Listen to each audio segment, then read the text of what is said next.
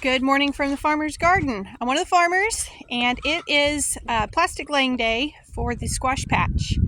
So we are clearing the rest of some sticks and stuff out. Eventually we'll just have to call it good enough, but that's what we're working on right now, is picking up sticks in this big field. This field right here, we did grow squash and zucchini and stuff in part of this last year. This is what we call God's garden. Kind of a long story on that, but it's what we call God's garden, and this was only cleared I think winter 23 to 24. I can't remember exactly when it was cleared, but there's been a lot of stumps and roots and stuff in here. Last year it was planted, but it was not planted well. It didn't get fertilized and disked properly and all of those things. That's part of why we call it God's garden. But this year, it's disked and ready. We just have to finish getting out some sticks. And we are about to start laying mulch in here so that we can plant a lot of squash and cucumbers and pumpkins and all sorts of stuff in here. So currently, my helpers are out here making stacks of sticks. And eventually, we'll have to just call it good enough. We won't be able to get them all out because it was just forest less than a year and a half ago, so there's a lot out here, but that's all we're doing right now, is just picking up sticks and stacking them to the side. First row is going out. We're hoping to get maybe 10 across here. It might be more. They'll be really long though. I think these are the longest stretches of mulch that we've done before. So the purpose of these beds, there's a couple of different things going on here. The black that you see is there to keep weeds down. It is also super helpful with the squash to keep sand off of the fruits. Anytime sand gets on the skins of the squash, we end up with essentially bruising issues, and from that the squash goes bad faster. So the plastic is very helpful for that. And then, I don't know if you can see, but there is also a roll of drip tape unrolling, and that drip tape is going down in the dirt, and that will be delivering the water straight to the roots of the plants. And because it's under this black plastic, it won't be able to evaporate. And so that makes our irrigation more effective. So that's what they're doing right now. My job while they're working is to stand here and hold this end of the drip tape.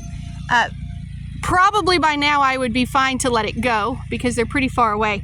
But occasionally, even once they're down there good, it'll snag up and it'll just drag from this end, and then we have to go in and fish it back out, and it makes a big mess. Skeet is walking along, making sure nothing hangs up in there, and also watching to make sure it's working correctly.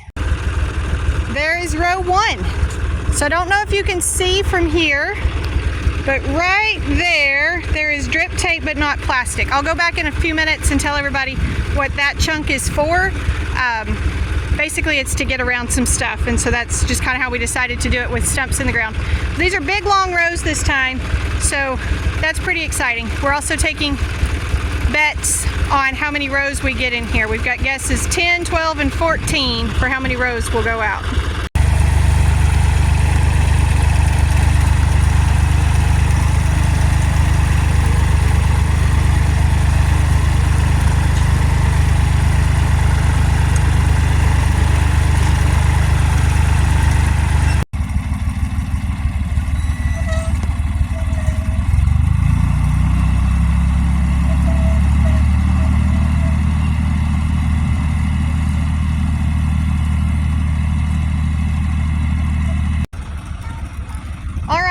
Skeet won our bet today. He gets to pick out a carton of ice cream this week at the store. He guessed the correct number of rows going in.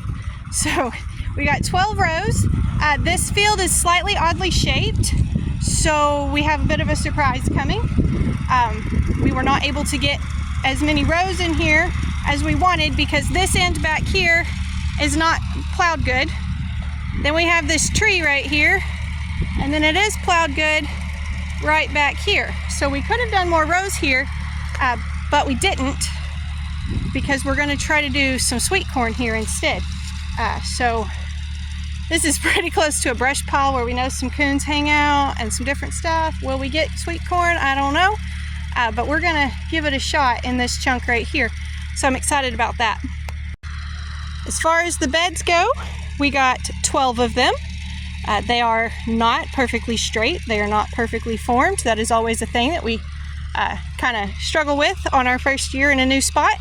But I did wanted to come back and tell y'all about this chunk over here where we skipped some spaces. Wanted to kind of let you know what that's about. So again, this field was woods about 18 months ago, maybe a little less than that now. Trying to think when we rented the dozer that cleared this. I think it was 18-ish months ago, maybe not quite. Anyways, all last year from right up there all the way down to right in there, there was a big stack of dirt and stumps and stuff in there from when we dozed, and then rented dozer had to go back before we finished, so it was just all stacked there. So under that stack were some big old stumps. So like here's one dude, and there's some more up there, right there. So what we did, because this drip tape is in the lines, this is how we'll water everything. We didn't want to have to make connections and stuff through here. They'll all connect to a hose right up there. And so it'll be a big piece of lay flat that they'll all be connected to, and they'll run this way. And then when they get to here, they just kind of run along the ground over these stumps that couldn't be in the beds, and then they're connected again right there to keep going with water. That way we didn't have to do any sort of connection through here. But since this is out, I can show you how it works. So this is the drip tape we talk about. This lets us do in-bed irrigation. So these little things right here are the tiny little sprinklers essentially, and they are they're all through here, all underground, and what they do is they put the water out under this bed, and then all that water stays in there where the roots are instead of evaporating out like when we use a sprinkler or something. So it's a much more efficient way to water the plants. It lets us water a little bit less often, but we do still get rainwater use this way. It seems like we wouldn't, but we do. So any of the rain that falls out here, it ends up soaking under, and then it kind of creates its own little water cycle inside here. It can't evaporate through the plastic, so it just condensates and keeps going inside that plastic. And this has worked even in a dryland situation when we were not irrigating in 2022 when it was so hot and dry. This grew squash just by kind of recycling the water that it had, and that was kind of handy that way. So that's about where we're going to end today's work. We are going to go swap around some equipment and have it ready to roll in the morning. We have squash seeds started in the greenhouse that will be coming out here. Most years, oh, there's still sticks, I'm tripping. Most years we start our squash seeds direct seed straight into the ground, but this year we wanted to get a little bit of a head start on those. So we're going to be transplanting some and direct seeding some out here, doing a little bit of both out here. But there we go, 12 rows of plastic beds are up and ready, and we'll be planting squash in the morning. So thank y'all for stopping by the farm today. I hope you enjoyed your visit and learned something. Y'all be sure and tell your friends about our YouTube channel, invite people to subscribe to our channel, and come back when you can stay longer.